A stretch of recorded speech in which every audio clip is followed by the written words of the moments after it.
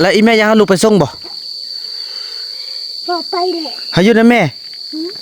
แหละคันอยู่นะแม่เราบอกกันว่าบ่กินเหล้าสิเด้อกินเหล้าแล้วมันหายไปเมื่อคืนนี่เฮ็ดอีน้ำเจ็บนี่เลยนี่บ่เฮ็ดความฮักจากแม่นี่แหละพี่น้องเอ้ยเป็นความฮักที่ยิ่งใหญ่พี่น้องเนาะบ่ว่าจะคนอยู่ไสกินไหมกินให้แม่ดีใจไว้กินเลยกินเลยกินเลยบอกกินคำนึงไอ้แม่บอกให้กินเหล้าหลายบอกต่อตัวพี่เนี่ยเข้าบะพี่เนี่ยไผ่บะพี่เฮ้ยถามแม่เมื่อคืนน่ะน้องตี้อายบอกทำแม่ทำบดจีแม่กับบดจีอายกับบดจีเขาบอกคนเดียวเราอายขอบใจFCผู้มีน้ำใจแบ่งปันเหมือนฟ้าบันดาลให้สร้างรายการนี้มาสวยเหลือคนทุกข์คนจนหรือคนด้อยกว่าด้วยแห่งศรัทธาบุญนำพาได้มาร่วมทาง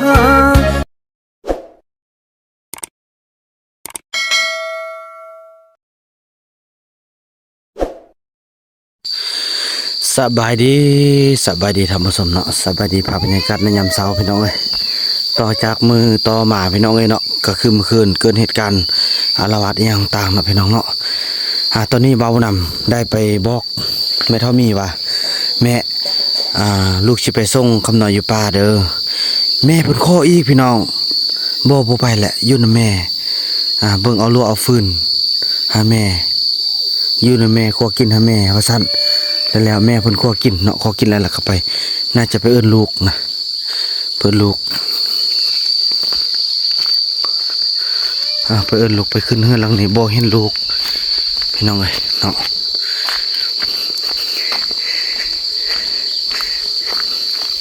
คำหน่อยดิใส่คำหน่อยดิยืดใส่ยืดเท่ากันนอน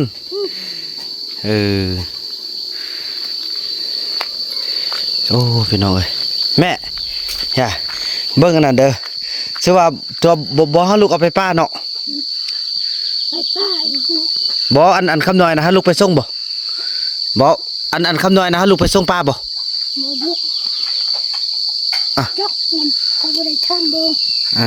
แล้วอีแม่ยังให้ลูกไปส่งบ่ไปแหละให้อยู่นะแม่แหละคันอยู่นะแม่เราบอกกันว่าบ่กินเหล้าสิเด้อกินเหล้าแล้วมันหายไปเมื่อคืนนี่เฮ็ดอีน้ำเจ็บนี่เลยนี่บ่เฮ็ดแล้วเนาะมื้อนี้เนาะบ่กินเนาะแม่กินเหล้าบ่ได้กินที่ช่องซักเอาแหละเอ้ย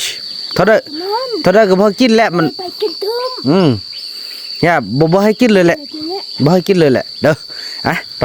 ไปขอกินหาลูกเนาะอย่าบ่เอิ้นลูกไปกินข้าวเด้พี่น้องเอ้ยความฮักจากแม่พี่น้องเนาะบ่าวน้ำจะแพ้เรื่องแบบนี้พี่น้องเอ้ยเนาะแพ้บ่าวน้ำเกมจะไปส่งเลยพี่น้องเอ้ยเนาะแต่ว่ามาเบิ่งแล้วแม่เพิ่นขออีกแล้วเพิ่นว่าบ่เอาไปเนาะตอนร่วมกันมีตอนบ่ได้ให้กองนะพี่น้องเอ้ยเนาะเพิ่นว่าบ่เอาไปแหละขอให้อยู่นำแม่ซะเพิ่นว่าเนาะเฮาก็จะไปเบิ่งนี่คำหน่อยโอ้บ่าวน้ำจนเจ็บตีนเลยพี่น้องเอ้ย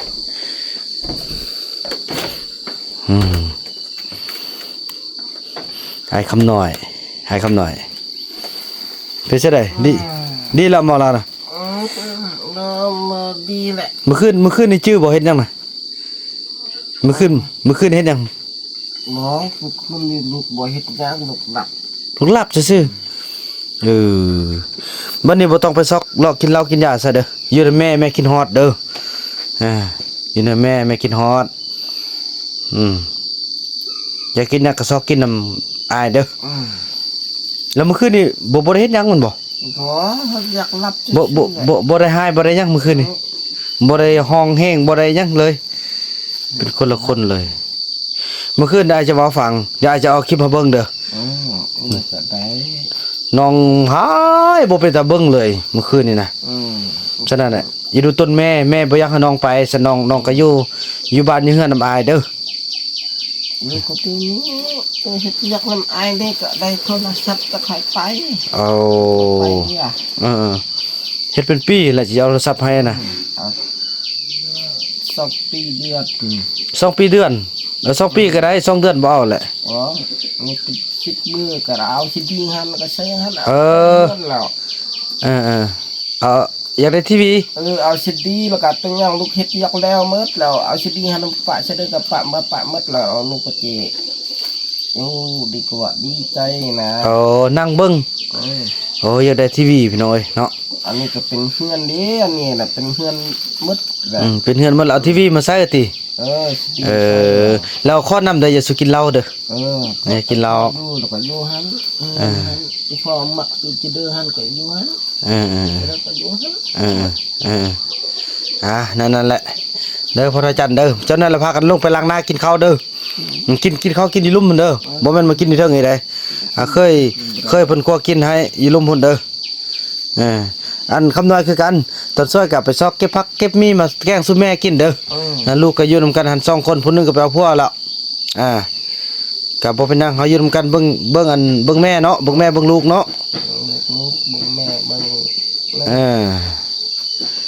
นั่นแหละพี่น้องเอ้ยเด้ออยากกินกินเหล้าเด้อโอ้พี่น้องเอ้ยเนาะเป็นคนละคนอีหลีพี่น้องเนาะตัวจากที่เมื่อวานเนาะจากเมื่อวานเคยเขาก็ครัวอยู่เขากินพี่น้องเอ้ยโอ้ขาดเกินอาหารสมื้อนี้ก็เล็งแต่พักแต่นั่นแหละทางนี้ก็ถือว่าบ่ทันแล้วเธอพี่น้องกันได้เนาะมีทางพุ่นได้เริ่มสำเร็จแล้วเคยเฮาเฮ็ดหยังกินตอนเช้า เองติดเพื่อนนั่น แกงเห็ดน้องลีซื้อมาวันนี้ เพิ่นซื้อสินเป็ด เลย โอ้ดีนี่มีก็ยังอยู่เนาะมีเนาะแล้วตอนซ้อยหั่นซอกเก็บผักมาแกงเมือดกินเอาเด้อ เมื่อแล้วไม่ได้อันเป้ามา โอ้มันไปอยู่ฝั่งนู้นเด้ลงไปซอกเท่านั้นก็ยังมีก็คือถือว่าจังซี่แหละน้องเอ้ยช่วงนี้บ่มีเงินแท้ๆแล้วเด้น้องบ่มีอีหลีมีอันใดซอกไปกินไปก่อนเนาะ เลย บ่ตอนเฮาเลี้ยงปีหน้าเนี่ยมันมีไก่หลายๆเฮาก็บ่อึดแหละช่วงนี้ก็จังซี่แหละโอ้พี่น้องบ่มีเงินเฮาสิซื้อปลาดุกมากินพี่น้องเอ้ยเนี่ยไปโลกเก็บเอามาคอกมาเครือมาแข่งฟานมาแกงสู่เขาเจ้ากินเอาเนาะยังมีอยู่โอ้เห็นไหมเท่ามีเพิ่นแม่นเอาของกินไปให้ลูกติบ่โอ้ยหักลูกก็หักแต่หักว่าพี่น้องเอ้ยไผสิบ่หักเนาะคำว่าลูกโอ้พี่น้องเอ้ยครัวกินหน้าที่กับลูกเนาะสิครัวกินให้แม่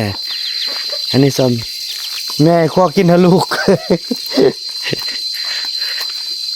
ต้นซาดเด้พี่น้องเอ้ยนี่ความหักจากแม่นี่แหละพี่น้องเอ้ยเป็นความหักที่ยิ่งใหญ่พี่น้องเนาะบ่ว่าจะคนอยู่ไส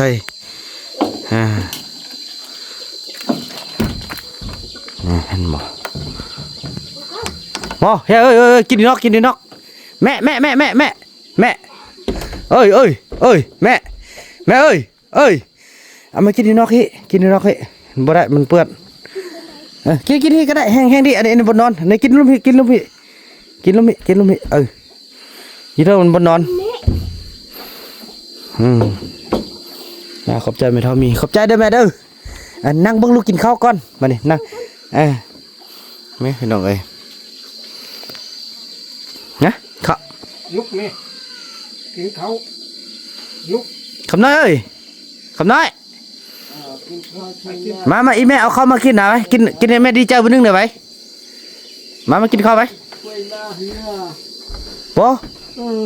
ไปลูกมาอีแม่เราหาของกินนะให้เราดีใจหน่อยไว้ไปลงมาแจ้ละ ให้เราดีใจไปพ่อมาพ่อราจัน มาช่วยหน้าช่วยข้าวน่ะ ไปช่วยน้าแล้วก็มากินข้าวให้แม่ดีใจแม่หาข้าวให้กินนะเต้งโอ้เป็นลูกนะจีได้ดูแลแม่เนี่ยให้แม่จนเฒ่าละเต้งบอกว่าอยู่ก็กินให้ลูกกินเด้ เอามาหน้ากองเขา มีแล้วน้องมีแล้ว เอามีเราอีก มีเอาเต็มมา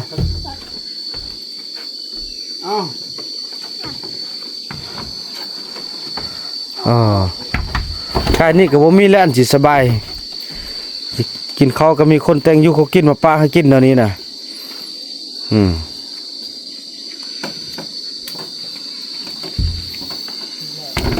ไม่เท่าคนความมีสุลูกกินพี่น้องเลยต้มมีใส่ซีนเนาะ ไปล้างหน้าละโอ้ยโอ้ยโอ้ยโอ้ยพี่น้องเอ้ยเห็นแล้วภูมิใจความหักจากแม่พี่น้องนั่นนี่แหละพี่น้องเอ้ยความหักจากแม่ บ่มีครับบ่มีหยังหรอก อืม บ่มีหากินบ่ต้องกิน มือช่วยเป็นโรคเก็บมือช่วยเป็นโรคเก็บเอาเนาะอืม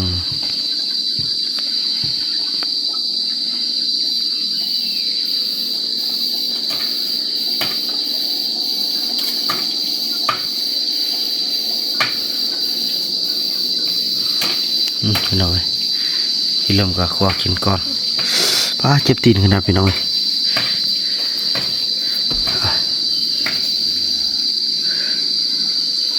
อนุญาตบัตรกรรมเดี๋ยวพี่น้องเราเมื่อคืนนี่จะให้เบิ่งเนาะนี่จากบันทึกยังของคำหน่อยนี่คืนนี้เลือดเต็มนี่เลยพี่น้องเลยเนาะขออนุญาตเด้อพี่น้องเนาะบ่แม่นว่ายองให้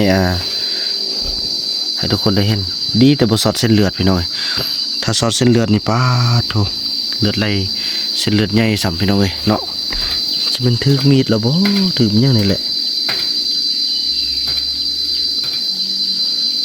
อ้าวเฮ้ยทำอะไรเนี่ย ลุงแล้วนั่นน่ะพี่บ้าน่ะกินเหล้าไล่เปิดน้ำเรารุ่นบ่ปิดคือเมทัลแพทย์อ้อยต้อยเลยเมทัลแพทย์1บ่อยู่แล้วเมทัลแพทย์2อยู่แล้วนี่ อันนี้กูดำเนาะ เนาะ นี่อันนี้ดำก็อาบนี่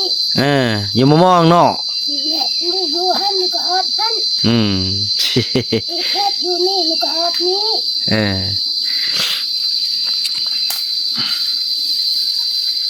หันเขาอยู่หันลุ่มแต่ลุ่มหัน อืม พระเจ้าก็อยู่บนแทงเขาก็อยู่ลุ่ม อืม โอ้ยคุณเขามออาบใครก็อาบในชักยอกตัก อืม ชักเป็นเพื่อนเด็ก อืมขึ้นมากินข้าวแม่ก็กินให้กินนี่แหละความฮักของแม่น่ะนะเข้าไปนั่งกินเถอะ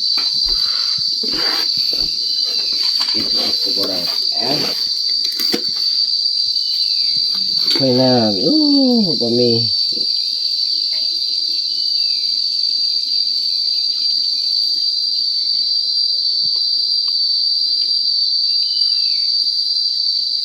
ไปกินข้าวมันพระจันทร์ก็มาแล้วนะไปนั่งกินเลยนั่งกินข้าวไปนั่งเลยนั่งเลย แม่กินข้าวรถ บออยากกินหน่อยนึงให้แม่ดีใจแม่ครัวคงกินไป อ่า หน่อยนึงให้แม่ดีใจไปกินหน่อยนึงให้ไอ้เบิ้งได้ไปให้แม่ดีใจนะไปเอาบุญนึงไปเอาหน่อยนึงไปให้แม่เอาคงตั้งเอาของอยู่ของกินมากินกะกินให้แม่ดีใจได้ปะกินหน่อยนึงบอกกินไรก็ได้เอิญแม่กินน้ำกันกิน นายจัดกินรถ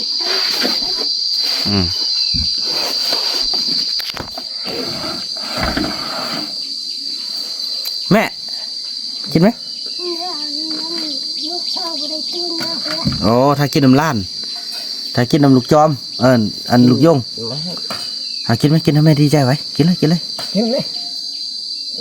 กินรถ บอกกินคำหนึงบนคำหนึงแล้วนั่นนี่นะ อาจารย์เอาบ่แช่เอาอุ้มที่คอยสุก คำหน่อย เฮ้ยแม่บ่ได้กินเนี่ยนี่แม่ เอิญแม่มากินน้ำลูกแม่เอาสิ มากินรถ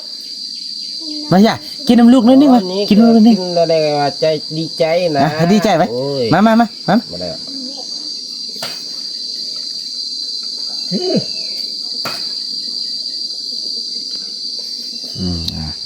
กินมาดีใจจังซีโอคำหน่อยก็ได้เมื่อคืนนี่บ่จื้อเนาะเฮ็ดยังเนาะบ่ได้หายพาตีเมื่อคืนนี่ บ่กินแล้ว ใช่ลูกเป็นเราบ่หากินได้ เจอแม่เลยเข้าห้องกัน นี่แม่ว่าบ่ให้กินเหล้าหลาย ที่ชอบพวกเขา บ่ แหละ ต่อตัวพี่เนี่ยเข้าบะพี่เนี่ย ไทยบะพี่ นั่นน่ะ เฮ้ย กินมันบักพอนเมื่อยมันเบื่อเมื่อคืนนี่เบื่อเบิดยังบ่ได้ เป็นอินนันบอกว่ากินน่ะบ่ได้แกงกินแต่สองปอกเอาแหละ เมากูนอน อันนี้กินลายเป็นพี่บ้าโน่ นั่นแหละเราไปชุบไปชุบมาชุบมาชุบไป ไปตีผู้นั้นตีผู้นั้นตีผู้นี้เมื่อคืนน้องตีอายเลยเมื่อคืนนี่น่ะ เอาบัดจีอีแม่ก็ไป นี่มันเตงอยู่ เออ เมานอน ถ้ามีแม่เมื่อคืนน่ะน้องตีอายบอก บอก ทำไหมทำ บัดจี กินเมาแล้ว อีแม่ก็บัดจีอายก็บัดจีเฮาเว้าคนเดียวแล้วอายก็บัดจีหรอก เอ้ยเบิ่งจะเอาคลิปมาเบิ่งเด้อ คิดก็ได้ เจ็บคอ บ่ตีเฮ็ดหยังหรอก มันเอากินยามันเปล่ามานี่มันเฮ็ด กินคนเดียวเลยบ่เฮ็ด เนี่ย กินแม่กินยามากินเฮ็ดนะกินที่บ่เนื้อนี่บ่เฮ็ดนะ โอ้เดี๋ยวนี้แม่ทามีเขาเป็นเสียงแฮบพี่น้อย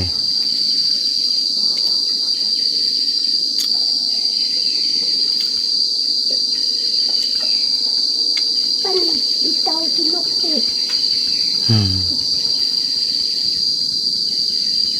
อีเตานอนห้องบ่ห้องตก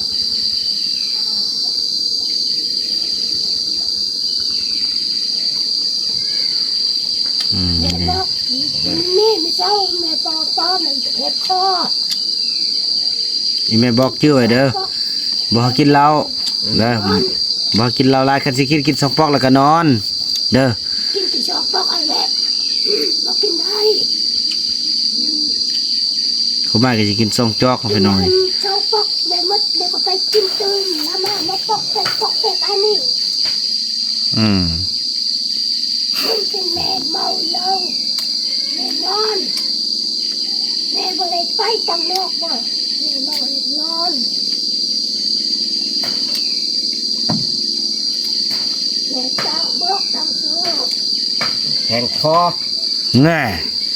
ว่าซั่นอีกแล้วเอ้ย แทงคอแหละ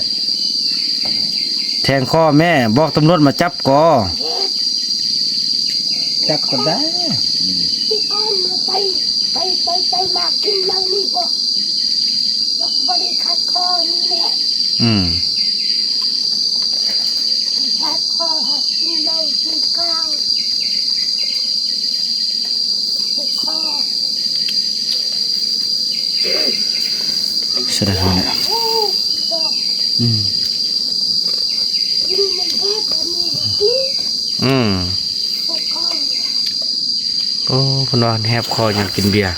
ไปซอกของกินเฮาล้านกินเด้อ กินอะไรนั่นน่ะ นี่แหละความพ่อแม่เป็นห่วงนะน้องเอ้ยฟังความเพิ่นแด่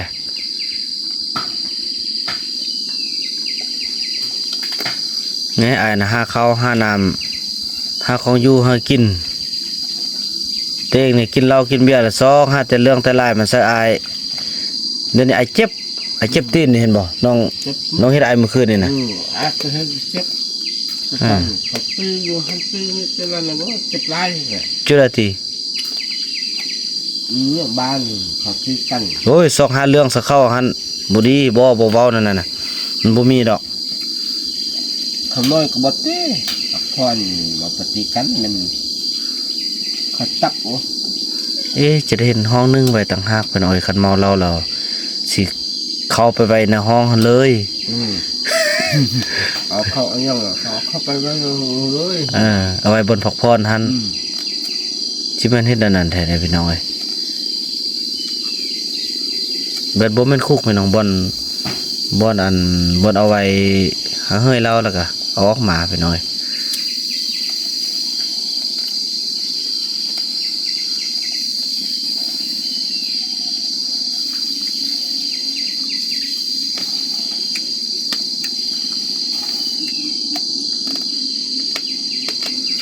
ไอ้ว่าสิไปส่งน้องเมื่อป้าแล้วแม่น้องหั่นคอบ่ให้น้องไป มาไป ให้น้องอยู่นำแม่เฮ็ดเวียกนำอ้าย ดูเฮ็ดยักน้ำไอ้นี้แล้วเฮือ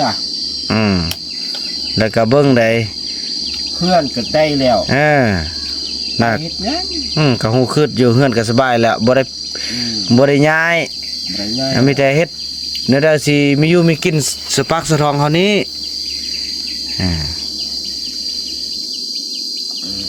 ง่ายไปง่ายมาให้ยัง อืม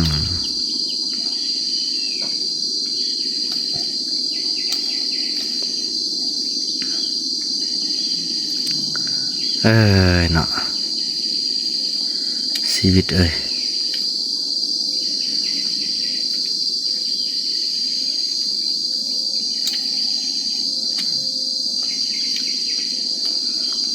ชีวิตไอ้คำน้อย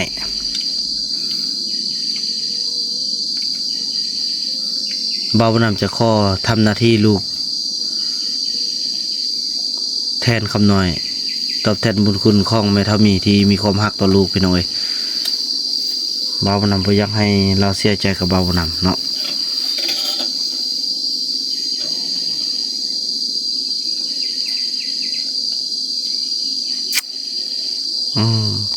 ซาวลี่ฮันกาคิดว่าสิมีลูกพี่น้องเอ้ยเสร็จแล้วประจำเดือนมาแล้วเคล็ดแลดบ่มีพี่น้องเอ้ยรวมผู้ชายเฮาบ่มีน้ำยาตีเดี๋ยวนี้นะแม่นบ่ได้น้ำยาบ่เข้มตี ยาหมดเมือกแล้วติอ่ะเด้อนั่นน่ะเด้อกินแล้วไปเมียนให้แม่เด้อ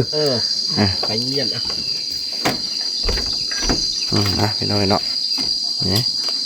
สั่นละอันนี้แท้เพื่อนเรานี่ของพ่อบุญไทยพี่น้องเลยตอบบ่ได้เนาะเพิ่นมาเลือกละ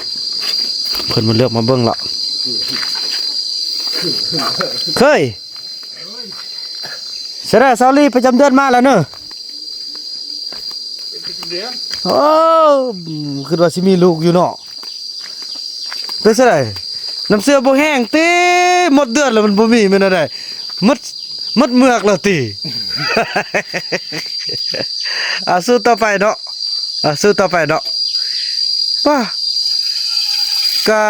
ตั้งแต่เอามาก็บอกมันเนาะแต่งงานแล้วก็มีประจำเดือนแล้วก็เช้าแล้วก็มันมาต่อเนาะต่อมานี่ก็คือว่าสิมีแคทแลดออกมาอีกแล้วโอ้ป้าเถิดน้ำเสื้อผู้ชายเอาบ่แห้งแล้วเต้เด้อเด้ย ก็ว่าบ่ได้เดี๋ยวบางคนก็เป็น2-3 ปีจึงมีเนาะซื้อต่อไปบ่เป็นนะถือว่าจังซั่นแล้วพี่น้องเอ้ยแจ้งข่าวเนาะก็ถือว่าซาวลี่บ่มีลูกพี่น้องเอ้ยเนาะก็ถือว่าประจำเดือนมาฮอบเดือนมาแล้วพี่น้องเอ้ยค่อยว่าติดตามตอนต่อไปพี่น้องเนาะโอ้ยจะไปส่งคำน้อยเขาป้าแม่เพิ่นข้ออีกแล้วโอ้ยตายเบาบ่นำก็เลยว่านี่พี่น้องมังเมือดนี่สุกแล้วเด้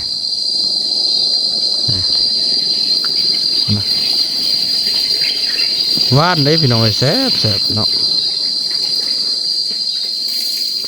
ถือว่าคลิปนี้บ่าวนำขออนุญาตจบคลิปกับสำนีก่อนเด้อพี่น้องเนาะแล้วพบกันใหม่ในคลิปต่อไปพี่น้องเอ้ยคลิปนี้บ่าวนำขอกล่าวคำว่าสบายดี